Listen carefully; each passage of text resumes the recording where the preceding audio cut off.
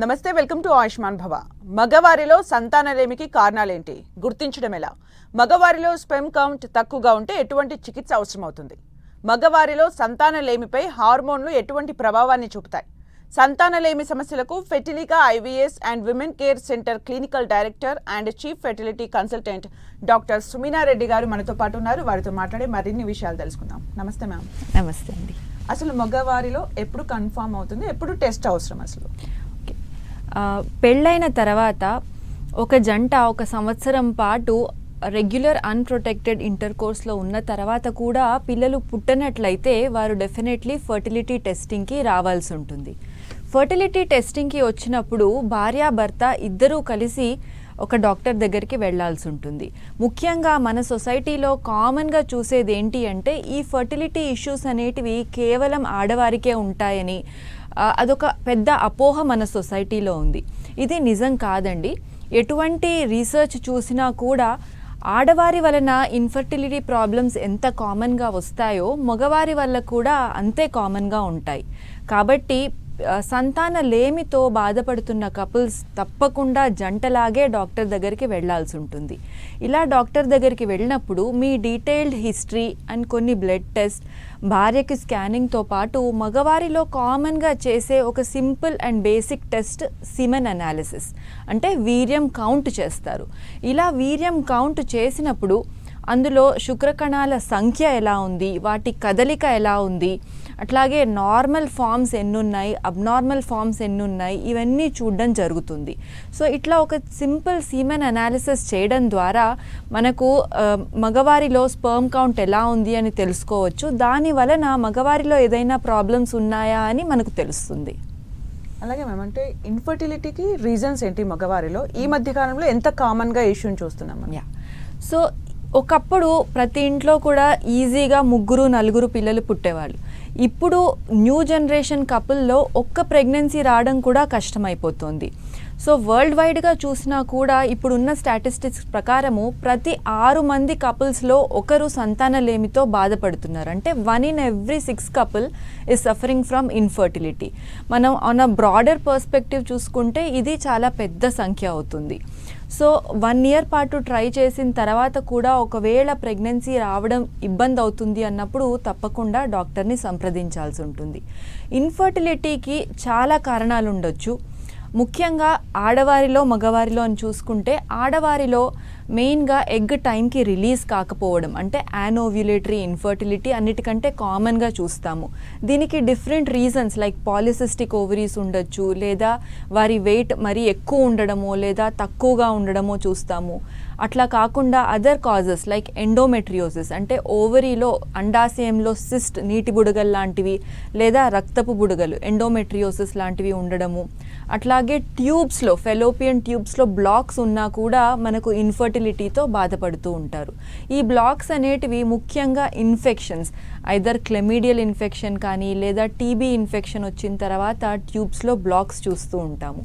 అట్లా కాకుండా గర్భసంచిలో అడ్డుపొరలాగా ఉండడము లేదా గడ్డల్లాగా ఉండడము, హార్మోనల్ ఇంబ్యాలెన్సెస్ ఇట్లా ఏదున్నా కూడా ఇన్ఫర్టిలిటీకి కారణమవుతుంది. అదే మగవారిలో చూసుకున్నప్పుడైతే మగవారిలో స్పర్మ్ కౌంట్ కరెక్ట్గా ఉండడం కోసం ఒక ప్రాపర్ హార్మోనల్ క్యాస్కేడ్ ఉంటుంది స్టార్టింగ్ ఫ్రమ్ బ్రెయిన్. సో బ్రెయిన్లో హార్మోనల్ ప్రొడక్షన్ తక్కువ ఉన్నా లేదా ఆ హార్మోన్స్ టెస్టిస్ మీద యాక్ట్ చేసినప్పుడు టెస్టిస్లో ప్రొడక్షన్ తక్కువ ఉన్నా అంటే ఫస్ట్ బ్రెయిన్ నుంచి హైపోథలామిక్ రీజన్స్ లేదా టెస్టిక్యులర్ ఫెయిల్యూర్ లేదా ప్రొడక్షన్ కరెక్ట్గా ఉంటుంది కానీ బయటికి వచ్చే దారిలో ఎక్కడైనా బ్లాక్స్ ఉండడం లేదా అబ్స్ట్రక్టివ్ అజూస్పర్మియా అంటాము. సో ఇటువంటి రీజన్స్ ఏదున్నా కూడా స్పర్మ్ కౌంట్ అనేది తక్కువగా ఉంటుంది.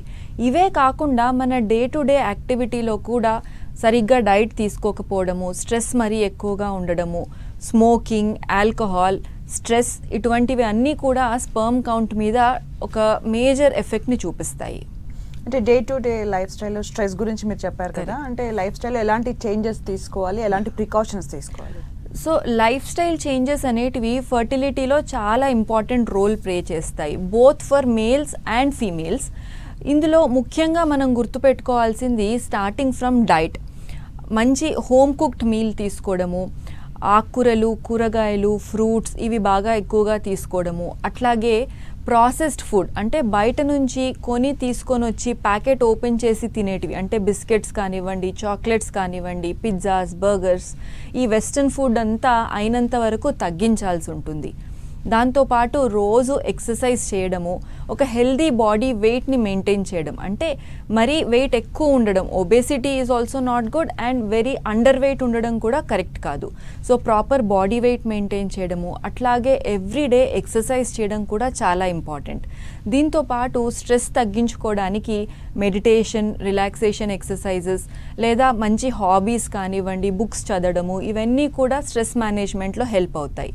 దీంతోపాటు ఈ మధ్య కాలంలో మనం చూస్తున్నది మెయిన్గా అర్బన్ ఏరియాస్లో స్మోకింగ్, ఆల్కహాల్ కన్సెప్షన్ బోత్ ఆడలో కానివ్వండి మగవారిలో ఇద్దరిలో కూడా పెరుగుతోంది. ఇవి డెఫినెట్లీ రిప్రొడక్షన్ మీద, ఎగ్ క్వాలిటీ మీద, స్పర్మ్ క్వాలిటీ మీద చాలా బిగ్ ఎఫెక్ట్ని చూపిస్తాయి.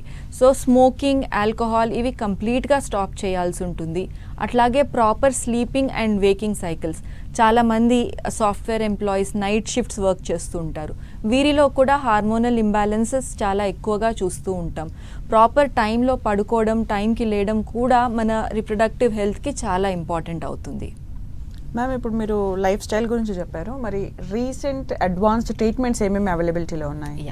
సో రీసెంట్ అడ్వాన్సెస్ మనకు ఫర్టిలిటీ ట్రీట్మెంట్కి వచ్చేసరికి IUI, IVF ఇట్లా చాలా ట్రీట్మెంట్స్ ఉంటాయి. IVFలో కూడా రీసెంట్గా మంచి హార్మోన్ ఇంజెక్షన్స్ వాడడము, అట్లాగే ఎక్కువ ఇంజెక్షన్ డోస్ ఇవ్వకుండా మినిమం స్టిమ్యులేషన్తో మన బాడీ మీద సైడ్ ఎఫెక్ట్స్ ఎక్కువగా లేకుండా ఫర్టిలిటీ ప్లాన్ చేసుకోవడము, అండ్ ఎంబ్రియోస్ అంటే గుడ్లు బయటికి తీసి ఒక్కొక్క గుడ్డుకి భర్తది వీర్యకండం ఇంజెక్ట్ చేసి ఎంబ్రియో అంటే చిన్న బేబీ తయారు చేసిన తర్వాత వాటిని స్టోర్ చేయడానికి విట్రిఫికేషన్ లాంటి టెక్నిక్స్, అండ్ కొన్నిసార్లు కొన్ని ఫ్యామిలీస్లో కొన్ని జెనెటిక్ డిసీజెస్ ఉంటాయి, లేదా ఏజ్ పైబడిన తర్వాత డౌన్ సిండ్రోమ్ లాంటి జెనెటిక్ ప్రాబ్లమ్స్ కొన్ని ఫ్యామిలీస్లో రన్ అవుతూ ఉంటాయి. ఇటువంటి వారు ప్రెగ్నెన్సీ ప్లాన్ చేసుకోక ముందరే ఆ ఎంబ్రియోని టెస్టింగ్ చేయడం ద్వారా నెక్స్ట్ జనరేషన్లో ఇటువంటి ప్రాబ్లమ్స్ రాకుండా ప్రీ ఇంప్లాంటేషన్ జెనెటిక్ టెస్టింగ్ అంటాము. ఇటువంటి రీసెంట్ అడ్వాన్సెస్ అవైలబుల్గా ఉన్నాయి. అట్లాగే మంచి ఎంబ్రియోని సెలెక్ట్ చేయడానికి టైమ్ ల్యాప్స్ ఇమేజింగ్, ఇటువంటి రీసెంట్ టెక్నిక్స్ అన్నీ ఇప్పుడు అవైలబుల్గా ఉన్నాయి. కాబట్టి మీరు ఇన్ఫర్టిలిటీతో కనుక బాధపడుతూ ఉంటే డెఫినెట్గా what is more important is to seek out help. If you ask for help you will get help. So మంచి డాక్టర్ని కన్సల్ట్ అయ్యి ట్రీట్మెంట్ చేయించుకోవడం చాలా ఇంపార్టెంట్. IVF సక్సెస్ రేట్ ఎలా ఉంటుంది మ్యామ్? సో IVF అనేది ఈ రోజుల్లో బికాజ్ మనం చెప్పుకున్నట్టు 1 in 6 కపుల్ ఇన్ఫర్టిలిటీతో బాధపడుతున్నప్పుడు వీరిలో కొంతమంది సింపుల్ ట్రీట్మెంట్తో కన్సీవ్ అవ్వచ్చు, కొంతమందికి IUI లాంటి ట్రీట్మెంట్ అవసరం పడవచ్చు. అట్లాగే IVF కోసం వెళ్తున్న వాళ్ళు కూడా చాలామందిని చూస్తూ ఉంటాం. IVF అనేది ఒక advanced reproductive technique, in vitro fertilisation అంటాము. ఇందులో మీ ఫస్ట్ ఎవాల్యుయేషన్ అంటే భార్యలో భర్తలో ప్రాబ్లమ్స్ ఏమున్నాయి చూసి అవి కరెక్ట్ చేసిన తర్వాత పీరియడ్ 2nd డే నుంచి హార్మోన్ ఇంజెక్షన్స్ ఇవ్వడం జరుగుతుంది. ఈ హార్మోన్ ఇంజెక్షన్స్ ద్వారా స్త్రీ యొక్క బాడీలో ఎగ్స్ అనేటివి పెంచుతాము. ఇవి పెరిగి కరెక్ట్ సైజుకి వచ్చిన తర్వాత మత్తిచ్చి ఒక చిన్న సూది ద్వారా ఈ గుడ్లన్నింటినీ బయటికి తీసి వాటిలో మంచి క్వాలిటీ ఎగ్స్ని సెపరేట్ చేసి వీటికి భర్త యొక్క వీర్యకణం ఇంజెక్ట్ చేసి ఎంబ్రియో అంటే చిన్న బేబీని బయట ల్యాబొరేటరీలో తయారు చేస్తాము. వాటిలో నుంచి 1 or 2 మంచి క్వాలిటీ ఎంబ్రియోస్ని మళ్ళీ తల్లి యొక్క గర్భసంచిలోకి ఇంట్రడ్యూస్ చేస్తాము. ఇట్లా ప్రతిసారి ఎంబ్రియో లోపల పెట్టినప్పుడు మనకు సక్సెస్ రేట్ అనేది నియర్ అబౌట్ 50 to 60% మధ్యలో ఉంటుంది. సో దీంట్లో మనం అర్థం చేసుకోవాల్సింది ఏంటి అంటే ప్రతి ఇద్దరి కపుల్లో ఒకరికి సక్సెస్ అవుతుంది, ఒకరు మళ్ళీ ప్రయత్నం చేయాల్సి ఉంటుంది. సో ఒకవేళ మన దగ్గర ఎగ్స్ గుడ్లు అనేటివి ఎక్కువ సంఖ్యలో ఉన్నాయంటే దాని నుంచి ఎంబ్రియోస్ కూడా మనకు మేబీ ఒక 4 or 5 4-5 ఎంబ్రియోస్ ఫామ్ అయితే అన్నీ ఒకేసారి లోపల పెట్టం కాబట్టి ఫస్ట్ టైం కాకపోతే సెకండ్ టైం అయ్యే ఛాన్సెస్ బెటర్గా ఉంటాయి. సో IVF సక్సెస్ రేట్స్ బెటర్గా ఉండాలి అంటే ఎగ్స్ నంబర్ ఎక్కువ ఉండాలి. ఎగ్ నంబర్ ఎక్కువ ఉండాలి అంటే చిన్న ఏజ్లోనే ట్రీట్మెంట్కి రావడం బెటర్. అంటే ఏజ్ అనేది ఫర్టిలిటీ ఇష్యూలో చాలా important factor. Because Is there age any పెరిగే కొద్దీ maximum age, ma'am? Maximum age మన ఇండియన్ గవర్నమెంట్ ప్రకారం 50 years is the cut off for women, Okay. 55 for men. Okay. But నేచర్లో 35 years తర్వాత ఆడవారిలో ఎగ్స్ అనేవి తగ్గడం స్టార్ట్ అవుతుంది. సో ఐడియలీ 35 లోపు ప్రెగ్నెన్సీ ప్లాన్ చేసుకోవడం బెటర్. ఒకవేళ 35 పైబడితే ఎగ్ రిజర్వ్ ఎట్లా ఉందో చెక్ చేయించుకొని అయినంత తొందరగా ప్లాన్ చేసుకుంటే బెటర్గా ఉంటుంది. అలాగే మ్యామ్, అంటే ఇప్పుడు మీరు చెప్పారు 1 in 6 couples-లో ఈ ప్రాబ్లం చూస్తున్నామని. మరి కొత్తగా పెళ్ళైన వాళ్ళకి మీరు ఇచ్చే సజెషన్స్ ఏంటి? సో కొత్తగా పెళ్ళైన వాళ్ళు కొన్ని థింగ్స్ గుర్తుపెట్టుకోవాల్సి ఉంటుంది. మనం ఎట్లాగైతే చిన్నప్పటి నుంచి ఇది చదువుకోవాలి లేదా ఈ జాబ్ వచ్చినప్పుడు ఇంత శాలరీ వస్తే ఇంత సేవ్ చేయాలి, ఇంత ఖర్చు పెట్టాలి, ప్రతిదానికి మనం ఒక ప్లాన్ చేసుకుంటాం. అట్లాగే లైఫ్లో కూడా ఒక ఫర్టిలిటీ ఆర్ రిప్రొడక్టివ్ ప్లాన్ ఉండడం వెరీ ఇంపార్టెంట్. పెళ్ళైన వెంటనే బోత్ ఆడవారు మగవారు వారి రిప్రొడక్టివ్ రిజర్వ్ ఎలా ఉంది, ఎగ్ రిజర్వ్ ఎలా ఉంది, అలాగే స్పర్మ్ కౌంట్ ఎలా ఉంది సింపుల్ టెస్ట్ ద్వారా తెలుసుకుంటారు. సో మనం ఊరికే మేము ఏజ్ చిన్నది ఇంకా టైం ఉంది అనుకునే బదులు ఎగ్జాక్ట్గా మీ రిప్రొడక్టివ్ రిజర్వ్ ఎంత ఉందో తెలుసుకొని దానికి అనుగుణంగా ప్లాన్ చేసుకుంటే బాగుంటుంది. ఒకవేళ ఎగ్ రిజర్వ్ బాగుందనుకోండి, you can comfortably take couple of years more. అదే ఎగ్ రిజర్వ్ తక్కువ ఉంది అనుకునే వాళ్ళు లేట్ కాకుండా ప్లాన్ చేసుకుంటే బెటర్గా ఉంటుంది. దీంతో పాటు ఒకవేళ మీకు ప్రెగ్నెన్సీ రావడంలో ఇబ్బంది అవుతూ ఉంటే మీరు టెన్షన్ స్ట్రెస్ తీసుకోకుండా కరెక్ట్ అడ్వైస్ తీసుకోవడం వెరీ ఇంపార్టెంట్. ఓకే మ్యామ్, ఒక కాలర్ ఉన్నారు, తర్వాత కంటిన్యూ చేద్దాం. షేక్ బాజీ పల్నాడు నుంచి. హలో అండి. హలో హలో అండి, మాట్లాడండి డాక్టర్ గారితో. మీ సమస్య ఏంటో చెప్పండి. హలో, నమస్తే మేడం. నమస్తే అండి, నేను పల్నాడు జిల్లా నర్సాపేట నుంచి మాట్లాడుతున్నా అండి. చెప్పండి. మేడం, ఒంగోలులో మేము ఒక హాస్పిటల్లో చూపించామండి. ఓకే అండి. చూపిస్తే ఆ మేడం గారు చెప్పారని కణాలు లేవని చెప్పారు మేడం. ఓకే అండి. తర్వాత 2 సార్లు IVF చేయించాము. ఓకే అండి. చేయించిన తర్వాత ఫెయిల్ అయింది, 2 సార్లు ఫెయిల్ అయ్యాయి. ఓకే. నేను తర్వాత చూపించుకోవాలని కొంచెం టైం తీసుకొని ఆలోచించుకున్నాం మేడం. మీరు అడ్రస్ చెప్తే వస్తాము ఒకసారి. సరే అండి, స్టూడియో నుంచి మీరు అది కలెక్ట్ చేసుకోవచ్చండి. నార్మల్గా వీర్య కణాలు లేవు అన్నప్పుడు కొన్ని స్పెషల్ టెస్ట్లు చేయాల్సి ఉంటుంది. ప్రాబ్లం ఎక్కడ ఉంది, మనకు బ్రెయిన్ నుంచి హార్మోన్స్ వచ్చేవి తక్కువగా ఉన్నాయా, లేదా టెస్టిస్లో ప్రొడక్షన్ తక్కువ ఉందా, లేదా ప్రొడక్షన్ అవుతోంది కానీ బయటకు వచ్చే దారిలో ఎక్కడైనా బ్లాక్ ఉందా టెస్ట్ చేసుకోవాలి. సో దాంతోపాటు కొన్ని స్పెషల్ టెక్నిక్స్, టీజా అంటారు, టెస్టిక్యులర్ స్పర్మ్ ఆస్పిరేషన్, ఇటువంటివి చేయడం ద్వారా మనకు సెమెన్ బయటికి వచ్చిన సెమెన్లో స్పర్మ్ కౌంట్స్ లేకపోయినా టెస్టిస్ నుంచి స్పర్మ్ తీసి ప్రెగ్నెన్సీ ప్లాన్ చేసుకోవడానికి వీలు పడుతుందండి. దాంతోపాటు మీరు IVF చేసినా 2 సార్లు ఫెయిల్ అయింది అంటున్నారు కాబట్టి ఎందుకు ఫెయిల్ అయింది, ఎక్కడ ప్రాబ్లం ఉంది, ఎంబ్రియో క్వాలిటీలో ప్రాబ్లం ఉందా, లేదా గర్భసంచి లోపల అది అతుక్కునే టైంలో ఇంప్లాంటేషన్ ఫెయిల్యూర్ అవుతుందా అనేది కరెక్ట్గా చెక్ చేసుకొని ట్రీట్మెంట్ చేయించుకోవడం మంచిది. అంటే 2 times ఫెయిల్ అయినా కానీ హోప్స్ ఉంటాయా మ్యామ్? అంటే ఎందుకు ఫెయిల్ అయింది అనేది ఫస్ట్ చెక్ చేసుకోవాలండి. ఇఫ్ ఎనీ కరెక్టబుల్ రీజన్ అందులో ఉంది అంటే దాన్ని కరెక్ట్ చేయడం ద్వారా డెఫినెట్లీ మళ్ళీ ట్రై చేయొచ్చు. కొన్నిసార్లు గర్భసంచి లోపలి పొర అస్సలు బాగాలేదు, లేదా ఎగ్ క్వాలిటీ బాగాలేదు, లేదా టీజా చేసిన స్పర్మ్ క్వాలిటీ బాగాలేదు అనుకున్నప్పుడు దానికి అనుగుణంగా సపోజ్ డోనర్ స్పర్మ్ వాడడము, లేదా డోనర్ ఎగ్ వాడడము, లేదా గర్భసంచి అసలు బాగాలేదు ఇంప్లాంట్ అవ్వట్లేదు అంటే సరోగసీ లాంటి ట్రీట్మెంట్స్ ద్వారా ట్రై చేయొచ్చు. ఓకే మ్యామ్, ఇంతకుముందు మనము కొత్తగా మ్యారేజ్ అయిన వాళ్ళ గురించి. సో వాళ్ళు కరెక్ట్గా ఎవాల్యుయేషన్ అండ్ డాక్టర్ దగ్గరికి వెళ్ళడంతో పాటు కొన్ని బేసిక్ లైఫ్ స్టైల్ చేంజెస్, చిన్న ఏజ్ నుంచే మంచి డయట్ తీసుకోవడము, out side processed food avoid చేయడము, ప్రాపర్ బాడీ వెయిట్ మెయింటైన్ చేయడము, రోజు ఎక్సర్సైజ్ చేయడము, స్ట్రెస్ లేకుండా చూసుకోవడము, ఇటువంటివి చాలా ఇంపార్టెంట్. దీంతో పాటు సమ్ బేసిక్ ఇన్ఫర్మేషన్ కూడా అర్థం చేసుకోవాల్సి ఉంటుంది. అంటే రిప్రొడక్టివ్ సిస్టమ్ ఎట్లా పనిచేస్తుంది, ఫర్టైల్ డేస్ ఎప్పుడు ఉంటాయి సైకిల్లో, సో ఇవన్నీ అర్థం చేసుకొని ముందుకు వెళ్ళడం మంచిది. అట్లాగే ఒక ఫర్టిలిటీ ఇష్యూ వస్తుంది, కన్సీవ్ అవ్వట్లేదు అన్నప్పుడు అనవసరంగా నీది తప్పు నాది తప్పు అనుకోకుండా బోత్ హస్బెండ్ అండ్ వైఫ్ ఒక టీమ్ లాగా ట్రీట్మెంట్ తీసుకోవడం మంచిది. సో ఇవి basic things they have to remember. మరో కాలర్ సుజాత మహబూబ్ నగర్ నుంచి రెడీగా ఉన్నారు. హలో అండి సుజాత గారు. Hello madam. నమస్తే అమ్మా. మేడం చెప్పండి. Hello madam. చెప్పండి మా. మా ఆయనకి ఇన్ఫర్టిలిటీ ఉంది. జాబ్స్ ఉన్నాయి. ఇది మా భార్య భర్తలు కలిసి జాబ్స్ ఉన్నాయి. ఓ Continue చేయండి. ఎండోమెంట్ ఫిట్నెస్ అనేది చాలా తక్కువ ఉంది. దీని గురించి అడుగుదామని కాల్ చేసాం. ఓకే, ఎండోమెట్రియల్ థిక్నెస్ చాలా తక్కువ ఉంది అంటున్నారు. ఎండోమెట్రియల్ థిక్నెస్ తక్కువ ఉండడానికి డిఫరెంట్ రీజన్స్ ఉంటాయండి. ఒకటి, ఏదైనా గర్భసంచి లోపలి పొరలో ఇన్ఫెక్షన్స్ ఉన్నాయా, ముఖ్యంగా ట్యూబర్క్యులోసిస్ లాంటి టీబీ లాంటి ఇన్ఫెక్షన్స్ ఉన్నాయా అని టెస్ట్ చేయించుకోవాల్సి ఉంటుంది.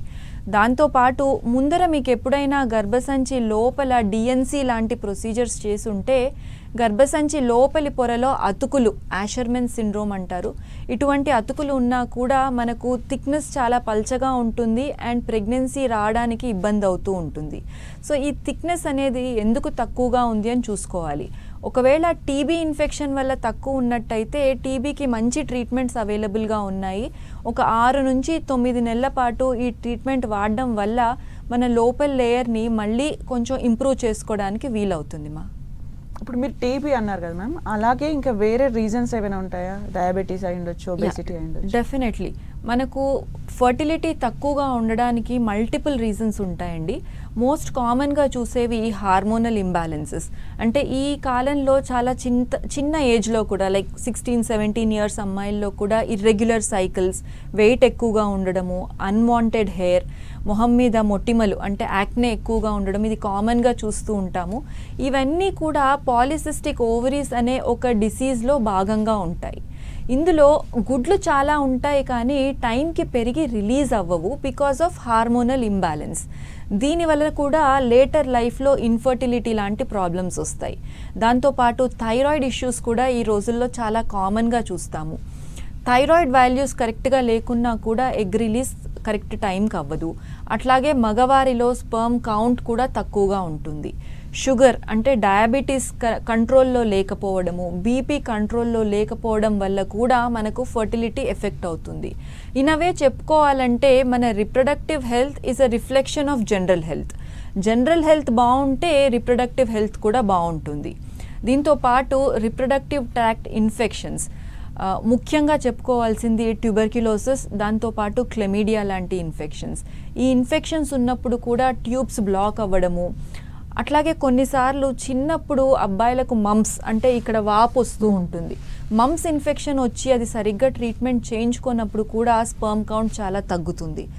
దాంతోపాటు చిన్న ఏజ్లో ఆర్ ఏ ఏజ్లో అయినా కూడా కింద మన గ్రాయిన్ ఏరియాలో యాక్సిడెంట్స్ అవ్వడము, లేదా ఏదైనా సర్జరీ అవ్వడము, హర్నియా రిపేర్ లాంటి సర్జరీస్ అయినప్పుడు మన స్పర్మాటిక్ కార్డ్కి ఏదైనా ఇంజురీ అవ్వడము, ఇటువంటి సిచ్యుయేషన్స్లో కూడా మనకు స్పర్మ్ కౌంట్ అనేది తక్కువ ఉంటుంది. సో జనరల్గా మనం రిప్రొడక్టివ్ ఇన్ఫర్టిలిటీ కోసం డాక్టర్ని కన్సల్ట్ అవుతున్నప్పుడు స్పెసిఫిక్గా ఇన్ఫర్టిలిటీ అని కాకుండా జనరల్ హెల్త్ అంతా కూడా ఇంప్రూవ్ చేసుకోవడం చాలా ఇంపార్టెంట్. మరో కాలర్ రంజని ఒంగోలు నుంచి రెడీగా ఉన్నారు. హలో అండి. హలో, మాట్లాడండి డాక్టర్ గారితో. Hello madam, good evening madam. Good evening అండి. నాకు మామూలుగా పీసీఓడి ఉందన్నారండి. ఓకే అండి. పీసీఓడి ఉందంటే చూపించుకున్నా. పీసీఓడి కొంచెం పర్లేదు అన్నారు. ఓకేమ్మా. టైం మేము కొంచెం ఎక్కువ ఓవర్ బ్లీడింగ్ అవుతుంది. ఓకేమ్మా. మా హస్బెండ్ కి డయాబెటీస్ మేడం. ఏమన్నారు? మళ్ళీ మళ్ళీ చెప్పండి. రిపీట్ చేయండి. మా హస్బెండ్ కి డయాబెటీస్. డయాబెటీస్. ఓకే అండి. Diabetes madam. మాకు మ్యారేజ్ 1.5 years అవుతుంది. ఓకేమ్మా. అంటే ఇంకా కౌంట్స్ తక్కువ ఉన్నాయంటే చూపించాము, మెడిసిన్ వాడాము. ఓకే అండి. ప్రెగ్నెన్సీ లేదు, ఇంకా రాలేదు, అందుకని కాల్ చేస్తాం. ఓకే అండి. ఇందులో ముఖ్యంగా మల్టిపుల్ థింగ్స్ ఉన్నాయండి. మెయిన్గా మనం గుర్తుపెట్టుకోవాల్సింది ఏంటి అంటే మీ హస్బెండ్కి డయాబెటీస్ ఉంది అన్నారు. సో ఈ షుగర్ లెవెల్స్ కరెక్ట్గా లెవెల్లో మెయింటైన్ చేయడము, దానికి కావలసిన మందులు వాడడము, ప్రాపర్ డైట్ తీసుకోవడము, రోజు ఎక్సర్సైజ్ చేయడం ఎంతో ఇంపార్టెంట్. మనకు షుగర్ వాల్యూస్ బాడీలో ఎక్కువ ఉన్నప్పుడు దాని వలన స్పర్మ్ కౌంట్, స్పర్మ్ క్వాలిటీ కూడా తగ్గుతుంది. కాబట్టి డయాబెటీస్ని కంట్రోల్లో ఉంచుకోవాలి. ఇట్లా కంట్రోల్లో ఉంచుకున్నట్టయితే చాలామంది డయాబెటిక్స్ కూడా సక్సెస్ఫుల్గా ఫాదర్ కాగలుగుతారు. అట్లాగే మీలో పాలిసిస్టిక్ ఓవరీస్ ఉందన్నారు. పాలిసిస్టిక్ ఓవరీస్ ఉన్నప్పుడు మీకు ఎగ్స్ చాలా ఎక్కువ ఉంటాయి, కానీ అవి టైంకి పెరగడానికి కొంచెం డిలే అవుతూ ఉంటుంది. దీనివల్ల పీరియడ్స్ ఇర్రెగ్యులర్గా రావడము, 2-3 నెలలు రాకపోవడము, వచ్చినప్పుడు చాలా హెవీగా అవ్వడము చూస్తూ ఉంటాము. సో ఇటువంటి సందర్భాల్లో మీరు కూడా మంచి డైట్ తీసుకోవడము, రోజు ఎక్సర్సైజ్ చేయడము, ఒకవేళ మీ weight on the higher side ఉన్నట్టయితే ఒక 10% వెయిట్ లాస్ అవ్వడము ఎంతో ముఖ్యం. దీంతో పాటు మంచి డాక్టర్ని కన్సల్ట్ అయ్యి ఎగ్ గ్రోత్ అవ్వడానికి టాబ్లెట్స్, ఇంజెక్షన్స్ వాడి దీని ఎఫెక్ట్తో ఎగ్ గ్రో అవుతుందా లేదా అని చూసుకోవడానికి ఫాలిక్యులర్ స్కాన్స్ అని చేస్తారు. ఇవి చేయించుకుంటూ ప్రయత్నం చేస్తే డెఫినెట్గా కన్సీవ్ కాగలుగుతారమ్మా. అలాగే మగవారిలో ఇన్ఫెర్టిలిటీకి ఎలాంటి ట్రీట్మెంట్స్ ఉంటాయి మ్యామ్? సో మగవారిలో ఇన్ఫర్టిలిటీ అంటే ముఖ్యంగా స్పర్మ్ కౌంట్ తగ్గడానికి మనం రీజన్ ఏంటి అని చూసి ఫస్ట్ అది ట్రీట్ చేయాలి. లైక్ సపోజ్ థైరాయిడ్ ప్రాబ్లం ఉంది ఆర్ షుగర్స్ కరెక్ట్గా లేవు అంటే అవి కరెక్ట్ చేసుకుంటాం. దాంతోపాటు ఒకవేళ ఈ స్పర్మ్ కౌంట్ అనేది మైల్డ్గా ఎఫెక్ట్ అయ్యింది అనుకుంటే దానికి IUI అంటే ఇంట్రాయూట్రైన్ ఇన్సెమినేషన్ లాంటి ట్రీట్మెంట్స్ ద్వారా ప్రెగ్నెన్సీ ప్లాన్ చేసుకోవచ్చు. అంటే కరెక్ట్గా గుడ్డు పెరిగి విడుదలయ్యే సమయానికి స్పర్మ్స్లోంచి మంచివి సెపరేట్ చేసి ఒక చిన్న ట్యూబ్ ద్వారా డాక్టర్ గారే గర్భసంచిలో వీర్యకణాలు రిలీజ్ చేస్తారు. సో న్యాచురల్గా every month pregnancy success chances 5 to 10% ఉంటే IUIతో ఈ సక్సెస్ రేట్స్ 15 to 20% అంటే కొంచెం పెంచడానికి ట్రై చేస్తారు. ఒకవేళ వీర్యకణాల సంఖ్య చాలా తగ్గింది లేదా కదలిక చాలా ఎఫెక్ట్ అయ్యింది, సివియర్గా మేల్ ఫర్టిలిటీ ఉంది అనుకున్నట్లయితే IVF ICSI అంటే ఇంట్రాసైటోప్లాస్మిక్ స్పర్మ్ ఇంజెక్షన్ అంటాము. గుడ్డును పెంచి బయటికి తీసి ఒక్కొక్క గుడ్డుకి వీర్యకణాన్ని మనమే మైక్రోస్కోప్ కింద చూస్తూ ఇంజెక్ట్ చేసి ఎంబ్రియో అంటే బేబీని ల్యాబొరేటరీలో తయారు చేసి దాన్ని గర్భసంచిలో పెట్టడం ద్వారా ప్రెగ్నెన్సీ వీలు పడుతుంది. కొన్నిసార్లు అజూస్పర్మియా అంటారు, అంటే శుక్రకణాలు అస్సలు ఉండవు. ఇటువంటి వారికి టీజా టెస్టిక్యులర్ స్పర్మ్ ఆస్పిరేషన్ ద్వారా డైరెక్ట్గా టెస్టిస్ నుంచి స్పర్మ్ రిట్రీవ్ చేసి దాని ద్వారా ప్రెగ్నెన్సీ ప్లాన్ చేయడానికి వీలు పడుతుంది. మరో కాలర్ హరియమ్మ రెడీగా ఉన్నారు. నమస్కారం అండి హరియమ్మ గారు. నమస్కారం అండి. మాట్లాడండి డాక్టర్ గారితో. హలో నమస్తే అమ్మా, చెప్పండి మా. మరి 4 సంవత్సరాలు అయిందండి పాపకి. ఓకేమ్మా. ప్రెగ్నెన్సీ లేదా? సో ఎవరైనా డాక్టర్ని కలిసి టెస్ట్లు అవి చేయించారమ్మా? చేపించాను మేడం, అమ్మాయిలో ఏం ప్రాబ్లం లేదన్నారు. సో పిల్లలు కావట్లేదు అన్నప్పుడు ఒట్టి భార్యనే కాకుండా భార్య భర్త ఇద్దరికి టెస్ట్లు చేయడం ఇంపార్టెంట్ మా. సో ఇద్దరికి టెస్ట్ చేసిన తర్వాత కూడా ఏమీ ప్రాబ్లం లేదు అంటే కొన్నిసార్లు అన్ఎక్స్ప్లెయిన్డ్ ఇన్ఫర్టిలిటీ అంటాము. భార్య భర్త ఇద్దరివి బ్లడ్ టెస్ట్లు రిపోర్ట్స్ అన్నీ నార్మల్గా ఉంటాయి, కానీ ప్రెగ్నెన్సీ రావడానికి డిలే అవుతూ ఉంటుంది. ఇటువంటి టైంలో కూడా మనము ట్రీట్మెంట్ అంటే గుడ్డు పెరగడానికి మందులు వాడుతూ పెరుగుతుందా లేదా చూసుకుంటూ ట్రై చేయడం ద్వారా ప్రెగ్నెన్సీ అచీవ్ చేస్తాము. అది కాక ఒక 3-4 సైకిల్స్ ట్రై చేసిన తర్వాత కూడా వీలు పడట్లేదు అంటే further treatments like IUI and IVF చేయించడం మంచిదమ్మా. అలాగే మ్యామ్ లాప్రోస్కోపీ సర్జరీ ఎవరికి అవసరం అవుతుంది?